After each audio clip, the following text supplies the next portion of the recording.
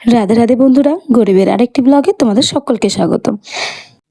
আজ কিছুদিন ধরেই ভাবছি যে বাবুর যে পুরনো জিনিসগুলো আছে, যেগুলো একদমই নতুন, বাবু একদমই শোয়ও নি আর ইউজও করেনি, এই যে জামা কাপড়, মশারি আরও ক্যারি ব্যাগগুলো ভাবছি যে কাউকে দিয়ে দেব।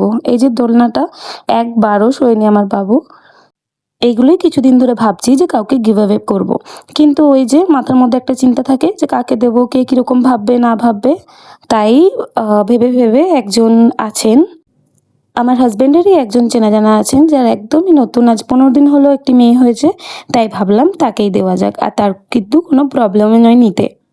আসলে কি বলতো, কাউকে দিতে গিয়ে কেন খারাপ লাগে, কারণ আমার কিছু চেনা পরিচিত মানুষ আছে, তাদেরকে যদি আমি কিছু দিতে যাই, পুরনো না নতুনও দিতে যাই, তারা নিজের ইগো প্রবলেমের জন্য কিন্তু সেই জিনিসগুলো ইউজ করে না। তাই আমার কিন্তু কাউকে কিছু দিতে খুব খারাপ লাগে। এর আগেও তার জন্যই আমি স্টেশনে গিয়ে, বাবুর কিছু জামা কাপড় ছিল, আমার কিছু জামা কাপড় ছিল, আমি গিয়ে দিয়ে এসেছিলাম। তাও কিন্তু চেনা জানা কাউকে দিইনি, কে কেমন কি ভাববে তার জন্যই।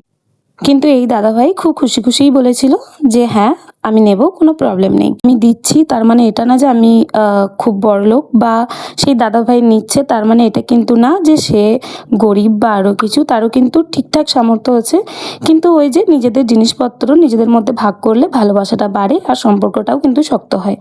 এই যে সেই দাদাভাইয়ের বাড়ি সব কিছু রেডি করে নিয়ে, পরিষ্কার করে নিয়ে চলে এসেছিলাম।